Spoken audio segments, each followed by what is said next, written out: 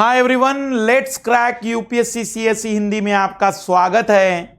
और हम बात कर रहे हैं सीधी बात नो बकवास में एक और इंपॉर्टेंट टॉपिक, लॉर्ड कॉर्नवालिस। अभी तक हमने आपको जो गवर्नर जनरल या गवर्नर की बात करें तो ईस्ट इंडिया कंपनी में लॉर्ड क्लाइव के बारे में बताया था, वॉरेन हेस्टिंग्स के बारे में बताया था। अब हम बात कर रहे हैं जो लॉर्ड कॉर्नवालिस थे। लॉर्ड कॉर्नवालिस के बारे में अगर हम बात करें तो यह 1773 के रेगुलेटिंग एक्ट के बाद जब 1784 में पिट्स इंडिया एक्ट लाया, जो कि रेगुलेटिंग एक्ट की खामियों को तो दूर करने वाला ही था, लेकिन एक ऐसा कानून माना जाता है जिसने भारत में ब्रिटिश सरकार के कानून व्यवस्था, प्रशासनिक व्यवस्था को मजबूत करने का लक्ष्य रखा था। उसके लिए जरूरत थी एक ऐसे गवर्नर जनरल की जो उन्हें बहुत स्ट्रिक्टली और ईमानदारी से लागू कर सके। तब लॉर्ड कॉर्नवालिस एक तरीके से उस पिट्स इंडिया एक्ट को बेहतर तरीके से लागू कराने वाले गवर्नर जनरल के रूप में जाने जाते हैं। आइए देखते हैं सीधी बात नो बकवास के आज के एपिसोड में लॉर्ड कॉर्नवालिस ने किन बातों पर टारगेट किया था। मैं एक नजर आप लोगों को बता दूं, सीधी बात नो बकवास के एपिसोड में हमने अभी तक जो कंप्लीट कवर कर लिया है। सीधी बात नो बकवास के एपिसोड में प्लासी का युद्ध, बक्सर का युद्ध, इलाहाबाद की संधि, बंगाल में द्वैत शासन की व्यवस्था, 1773 का रेगुलेटिंग एक्ट, 1781 का बंगाल जुडिशरी एक्ट, 1784 का Pitt's India act, Lord Clive और वॉरेन हेस्टिंग्स, इन दोनों को भी हमने देखा था। अब हम बात कर रहे हैं लॉर्ड कॉर्नवालिस की। अगर हम बात करें तो लॉर्ड कॉर्नवालिस 1784 के पिट्स इंडिया एक्ट बंगाल में कंपनी के शासन को मजबूत बनाने का पूरा आधार प्रदान करता था। अब समय इस एक्ट को अच्छे से लागू करने का था, जिसका जिम्मा लॉर्ड कॉर्नवालिस ने संभाला। 1784 का पिट्स इंडिया एक्ट पारित होने के बाद लॉर्ड कॉर्नवालिस बंगाल का गवर्नर जनरल बनकर आया। मतलब एक तरीके से एक भूमिका तैयार करनी थी, एक ऐसे व्यक्ति को जिम्मेदारी सौंपनी जरूरी थी जो कानूनों को सही तरीके से इम्प्लांट कर सके, क्योंकि कानूनों का बनना ही केवल कानूनों के लगने की सबसे बड़ी शर्त नहीं होती है, बल्कि उन कानूनों को सही तरीके से लागू कराना भी एक जरूरी और महत्वपूर्ण काम माना जाता है। और यही काम लॉर्ड कॉर्नवालिस ने किया। लॉर्ड कॉर्नवालिस ने ब्रिटिश शासन प्रणाली को ही भारत में लागू करने के उद्देश्य से विभिन्न प्रशासनिक सुधार किए, क्योंकि वो ब्रिटिश शासन प्रणाली को श्रेष्ठ मानता था। इसलिए कॉर्नवालिस ने कंपनी के उच्च पद पर केवल अंग्रेजों को ही नियुक्त करने की व्यवस्था की। इसका मतलब कॉर्नवालिस ने केवल और केवल अंग्रेजों को ही उच्च पद पर बिठाया, क्योंकि उसे ऐसा लगता था कि केवल और केवल अंग्रेज ही या फिर ब्रिटिश जो सत्ता है या जो ब्रिटिश शासन प्रणाली है वो बेस्ट है। और यहां एक बात समझने वाली ये होगी कि पर ऐसा नहीं कि किसी भी अंग्रेज व्यक्ति को कोई भी पद दे दिया गया। उन्होंने जब इस पद दिया तो पूरी की पूरी काबिलियत के आधार पर, किसी भी प्रकार के अन्य कारकों के आधार पर पद ना वितरण करते हुए मुख्य रूप से इन्होंने पदों का जो वितरण किया वो उनकी योग्यता के आधार पर, वो उनकी काबिलियत के आधार पर। कॉर्नवालिस ने पुलिस अधीक्षक, सुप्रिटेंडेंट ऑफ पुलिस पद का सृजन भी किया। मतलब एसपी पद का जो निर्माण किया वो कॉर्नवालिस ने किया। एसपी पद का जो निर्माण किया वो कॉर्नवालिस ने किया। व्यापारिक सुधार, आइए देखते हैं कॉर्नवालिस ने व्यापारिक सुधार क्या किए। तो कॉर्नवालिस ने व्यापार बोर्ड का पुनर्गठन किया तथा इसके सदस्यों की संख्या को 11 से घटाकर 5 कर दिया। कॉर्नवालिस ने ठेकेदारों के माध्यम से माल खरीदने की व्यवस्था समाप्त कर दी। इसका मतलब जो कंपनी का व्यापार था, जहां पर एक बिचौलिए लोग हुआ करते थे, कॉर्नवालिस ने बिचौलियों को खत्म करते हुए सीधा हम कह सकते हैं कि किसानों से माल खरीदने की व्यवस्था की। तो व्यापार सुधार के रूप में सबसे पहला सुधार जो था, बिचौलियों को हटाया गया। और दूसरा बड़ा सुधार जो था कि बोर्ड ऑफ जो ट्रेड था, व्यापार बोर्ड, बोर्ड ऑफ ट्रेड, व्यापार बोर्ड जो था उसमें सदस्यों की संख्या को कम किया, क्योंकि सदस्यों की ज्यादा संख्या न केवल निर्णय लेने में कठिनाई उत्पन्न करती थी, बल्कि सभी का सामंजस्य करना भी कठिन होता था। इसकी जगह उसने कंपनी के प्रत्येक व्यापारिक केंद्रों पर रेजिडेंटों की नियुक्ति की जो सीधे किसानों से माल खरीदते थे। कार्निवलिस ने मुख्यतः नील व अफीम की खेती के संदर्भ में एजेंसी हाउस प्रणाली पर बल दिया, जो कि कर्मचारियों तथा व्यापारियों से मिलकर बनती थी। इसका मतलब कार्निवलिस ने नील और अफीम की खेती के लिए एजेंसी हाउस प्रणाली, मतलब एजेंसी हाउस प्रणाली जिसके अंतर्गत कौन रहेंगे, तो कंपनी के कर्मचारी और जो व्यापारी हैं वो सीधी बातचीत कर सकते हैं। सीधा व्यापार को मजबूत करने में इसका उपयोग किया जा सकता है। फिर न्यायिक सुधार, कार्निवलिस ने जॉन विलियम की सहायता से न्यायिक सुधार किए। जॉन विलियम की सहायता से 1787 में कार्निवलिस ने कलेक्टर तथा जज की शक्तियां एक ही व्यक्ति में निहित कर दी। मतलब फौजदारी शक्तियां कलेक्टर और जज की शक्तियां एक ही व्यक्ति में दे दी और इसलिए डिस्ट्रिक्ट मजिस्ट्रेट जैसे पोस्ट की स्थापना की। इसी कारण से कार्निवलिस के बारे में कहा जाता है कि भारत के प्रशासनिक प्रणेता के रूप में भी इन्हें जाना जाता है। 1787 में कार्निवलिस ने कलेक्टर तथा जज की शक्तियां, फौजदारी शक्तियां मतलब जो भी चोरी होता है, मर्डर होता है, उनसे जुड़ी हुई ताकतें, कार्निवलिस कोर्ट के माध्यम से कार्यपालिका तथा न्यायपालिका शक्तियों का पृथक्करण कर दिया गया। कार्निवलिस ने दीवानी तथा फौजदारी अदालतों को भी श्रेणीबद्ध किया। मतलब इन्होंने क्या किया, डिस्ट्रिक्ट मजिस्ट्रेट का एक पद बनाया जो फौजदारी मामले देखेगा, और कलेक्टर का जो काम था वो पूरी तरह से केवल और केवल दीवानी वसूलने, मतलब हम तरीके से कह सकते हैं राजस्व वसूलने पर रख दिया। तो कार्यपालिका और न्यायपालिका का विभेदन किया। कलकत्ता, ढाका, पटना, मुर्शिदाबाद में प्रांतीय न्यायालयों की स्थापना की, जो जिला अदालतों के विरुद्ध अपील सुन सकते थे। इसका मतलब इन्होंने ही न्यायपालिका में 3 स्तर वाला लेकर आ गए, जिला अदालतें, फिर प्रांतीय अदालतें और फिर सुप्रीम कोर्ट। तो जिला अदालतों का निर्माण इन्होंने करवाया। कार्निवलिस कोड, ये बहुत ही इंपॉर्टेंट और कई बार हिस्ट्री में पूछा जाता है। 1793 तक कार्निवलिस ने प्रशासन, न्याय, राजस्व इत्यादि के संबंध में किए गए सुधारों को क्रियान्वित करने हेतु नियमों की एक संहिता बनाई, जिसे कार्निवलिस कोड कहा गया। मतलब इन्होंने हर क्षेत्र में बिल्कुल नियम और शक्तियों का दायरा निर्धारित कर दिया। 1773 का रेगुलेटिंग एक्ट या फिर 1781 का पिट्स इंडिया एक्ट, 1781 का बंगाल जुडिशरी एक्ट, इन दोनों में हम एक बात सबसे ज्यादा ड्रॉबैक के रूप में महसूस करते थे कि कार्यपालिका और न्यायपालिकाओं की शक्तियों में विभेद नहीं था। राजस्व की शक्तियां कितनी रहेगी वो स्पष्ट नहीं थी। और कार्निवलिस ने इस बात को समझते हुए सबसे पहले तो पूरी तरह से शक्तियों का विभेदीकरण किया, और शक्तियों के विभेदीकरण के लिए प्रशासन के लिए, न्याय के लिए, राजस्व के लिए एक तरीके से संहिता बनाई, जिसे कार्निवलिस कोड कहा जाता है। कार्निवलिस कोड का संबंध मुख्यतः न्यायिक सुधारों से है। जब भी पूछा जाए कि कार्निवलिस कोड किससे जुड़ा हुआ है, तो कार्निवलिस कोड का जो मुख्य संबंध है वो न्यायिक सुधारों से है। वो मुख्यतः न्यायिक सुधारों से जुड़ा हुआ कोड है, क्योंकि इसमें न्यायिक प्रणालियां या न्यायपालिका और कार्यपालिका को अलग करते हुए न्यायपालिका की शक्तियों को स्पष्ट रूप से वर्णित किया गया है। कार्निवलिस ने कार्यपालिका और न्यायपालिका शक्तियों का पृथक्करण कर दिया था। याद रखिएगा, अगर पूछा जाए कि किस गवर्नर जनरल के कार्यकाल में कार्यपालिका और न्यायपालिका को अलग किया गया, मतलब मजिस्ट्रेट, जिला मजिस्ट्रेट न्यायपालिका के लिए जिला अदालत का काम करेगा और कलेक्टर केवल दीवानी का काम करेगा, या हम कहेंगे कि दीवानी की जगह मैं ज्यादा बेटर शब्द कहूं राजस्व और प्रशासन का काम करेगा। भारतीय संविधान के अनुच्छेद 50 में भी न्यायपालिका और कार्यपालिका के पृथक्करण की बात कही गई है, जिसका आधार कहीं ना कहीं कार्निवलिस कोड ही है, जिसका बेस कहीं ना कहीं हम कह सकते हैं कि कार्निवलिस कोड ही था।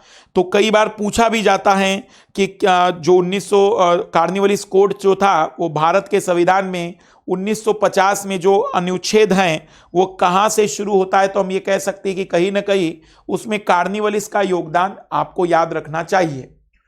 कार्निवलिस कोड की मुख्य विशेषता क्या थी, तो निजामत अदालतों में अंग्रेज न्यायाधीशों की नियुक्ति, मतलब जितने भी निजामत अदालतें होगी, निजामत अदालतें मतलब एक तरीके से हमने जो देखा था बंगाल के नवाब को जो ताकत दी गई थी।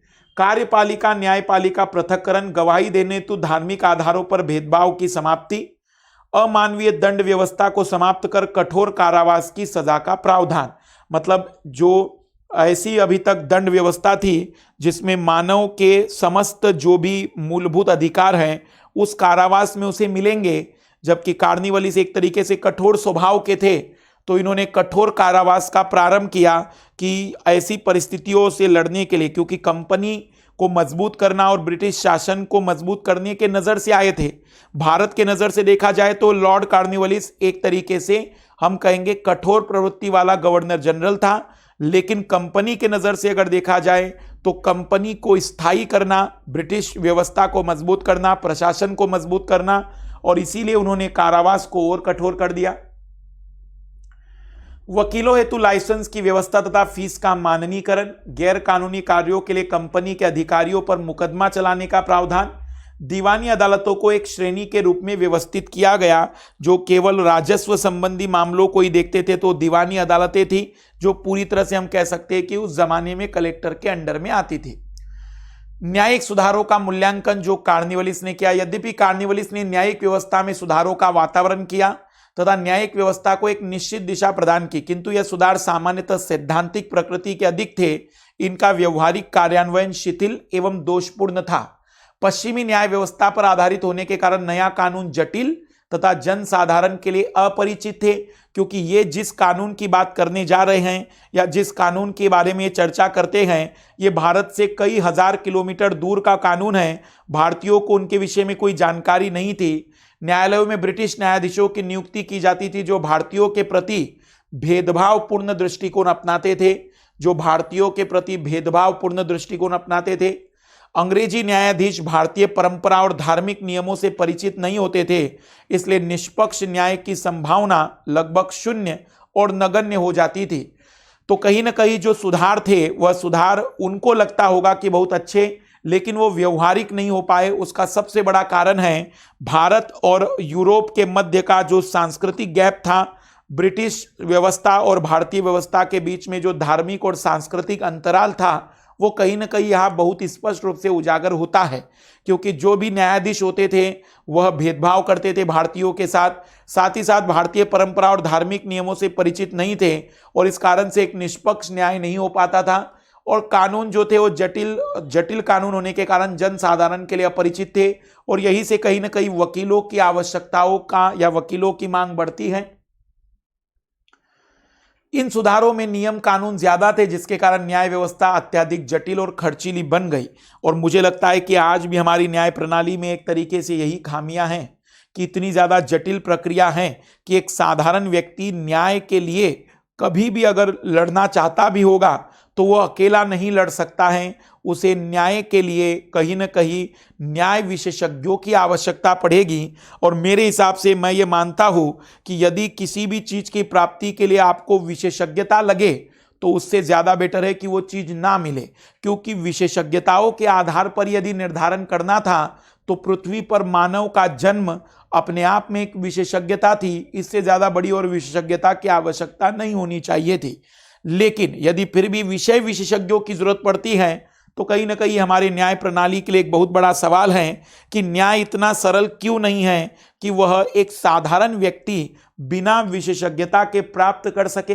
कहीं ना कहीं हमारा सिस्टम, हमारा तंत्र इस बात को स्पष्ट कर रहा है कि हमारी जो व्यवस्थाएं हैं वो आज भी हमारे अनुकूल नहीं है, और इसी कारण से हमें विषय विशेषज्ञों के पीछे लगना पड़ता है और तब जाकर हमें एक सही न्याय मिल पाता है। मुकदमों की संख्या बढ़ने लगी तथा न्यायालय कार्य के बोझ से दब गए, जो कि आज भी हम देख सकते हैं। वस्तुतः कार्निवलिस का मुख्य उद्देश्य भारतीयों के बजाय अंग्रेजी न्यायाधीशों की नियुक्ति करके कंपनी की सर्वोच्चता स्थापित करना था।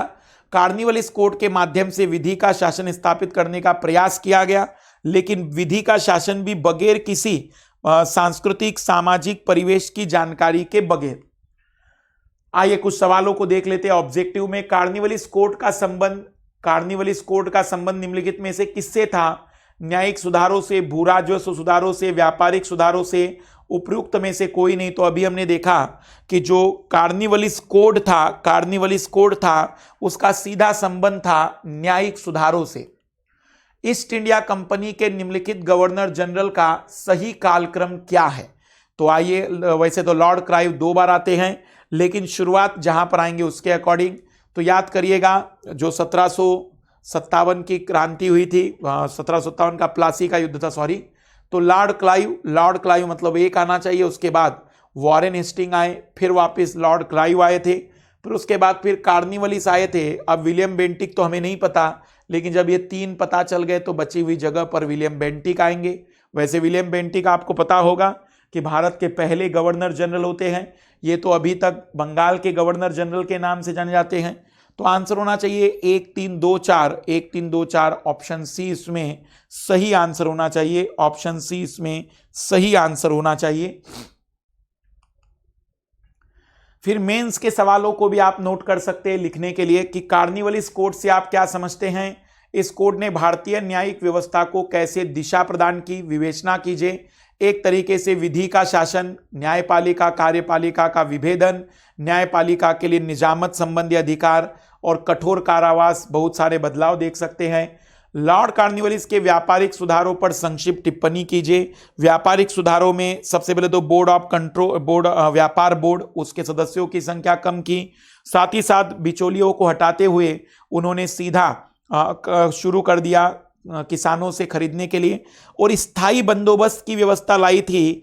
स्थायी बंदोबस्त, लॉर्ड कार्निवलिस का जो नाम सबसे ज्यादा चर्चा में रहता है वो स्थायी बंदोबस्त के लिए। स्थायी बंदोबस्त का मतलब मैं ये कह सकता हूं कि लॉर्ड कार्निवलिस का जो मुख्य रूप से नाम लिया जाता है वो स्थायी बंदोबस्त के लिए। तो स्थायी बंदोबस्त पर अभी हम अगला क्लास लेंगे, अगला सीधी बात नो बकवास का कार्यक्रम लेंगे। लॉर्ड कार्निवलिस के व्यापारिक सुधारों पर संक्षिप्त टिप्पणी कीजिए। तो व्यापारिक सुधारों में आप नील की खेती, अफीम की खेती के लिए उन्होंने जो परिवर्तन किया था, स्थायी बंदोबस्त जो था किसान कृषि के लिए, भारतीय संविधान में वर्णित कार्यपालिका न्यायपालिका पृथक्करण की अवधारणा कार्निवलिस कोड से प्रेरणा करती है, स्पष्ट कीजिए। तो आप बता सकते हैं कि पहली बार कार्निवलिस ने न्यायपालिका और कार्यपालिका के कार्यों का विभेदन करते हुए उनके लिए संहिता का निर्माण किया। न्यायपालिका में पूर्ण रूप से जब न्याय की बात आई तो विधि के शासन के अनुसार कार्य करना शुरू करवाया, जो कि आज भी भारत में कहीं ना कहीं दिखाई देता है। आज भी इसकी जितनी जटिल प्रक्रिया है वो कहीं ना कहीं भारत में कार्निवलिस की ही देन है, हम एक तरीके से इसका वर्णन कर सकते हैं। अब हमारा जो अगला टॉपिक होगा इसमें लॉर्ड कार्निवलिस और भूमि का स्थायी बंदोबस्त, इस पर सवाल कई बार आए हैं। तो भूमि का स्थायी बंदोबस्त, अब हम चर्चा करेंगे भूमि का स्थायी बंदोबस्त, क्योंकि इसी के बाद जमींदारी प्रथा से लेकर बाकी प्रथाओं की चर्चाएं होती हैं। क्या था ये स्थायी बंदोबस्त, क्योंकि आपने देखा था कि जब सब दीवान जारी किए गए, सब दीवान भी वसूली नहीं कर पाए थे और उसी कारण से कंपनी को उधार लेना पड़ा था। उसके बाद दीवानी के लिए उन्होंने कलेक्टरों की नियुक्ति, या हम कह सकते राजस्व की वसूली के लिए फिर नए कुछ परिवर्तन किए, डायरेक्ट कंपनी ने अपने हाथ में राजस्व वसूली की, लेकिन फिर भी वो बड़े बदलाव नहीं आ पाए। भूमि का स्थायी बंदोबस्त कहीं ना कहीं एक बड़े परिवर्तन की ओर लेकर जाता है, इसलिए अगले क्लास में हम उसे देखेंगे। जिन भी लाल लालियों को हमारी क्लासेस प्लस पर चाहिए, अभी हम प्लस पर हिस्ट्री तो नहीं ले रहे हैं, लेकिन बाकी क्लासेस और पीटी का स्पेशल 100% सिलेक्शन प्रोग्राम करना चाह रहे हैं, वो उस पर हमारी क्लासेस जल्दी शुरू होगी। तो 1 ईयर और 2 ईयर के सब्सक्रिप्शन आपको जो मिल रहे हैं 40,000 64,000 में, आपके लिए special discount refer code MK live available करा रहा है। MK live refer code use करिए तो 36,000 और 57,600 में आपको 1 ईयर और 2 ईयर के सब्सक्रिप्शन मिल जाएंगे, जिसके लिए आपको लर्निंग ऐप डाउनलोड करने के बाद MK live refer code use करना है। आसानी से आपको सारे कोर्स कितनी बार भी देखने को मिलेंगे ही। और फरवरी में हम नया प्रोग्राम और लाएंगे, मार्च में हम नया प्रोग्राम और लाएंगे, पर अब मार्च से हम प्रोग्राम जो लाएंगे वो 21 और 22 को टारगेट करते हुए, जो भी 2 साल की तैयारी करना चाहते हैं, यहां तक कि 2023 भी अगर आपको देना है तो हमारे साथ आप लगातार 2 साल तैयारी करके न केवल सारे विषय की प्रिपरेशन हमसे कर सकते हैं, बल्कि 2 साल तक एक कंप्लीट गाइडलाइन आपको हमसे मिलती रहेगी। नेक्स्ट क्लास में हम चर्चा करेंगे इसी के टॉपिकों में अगले टॉपिक की। बाय।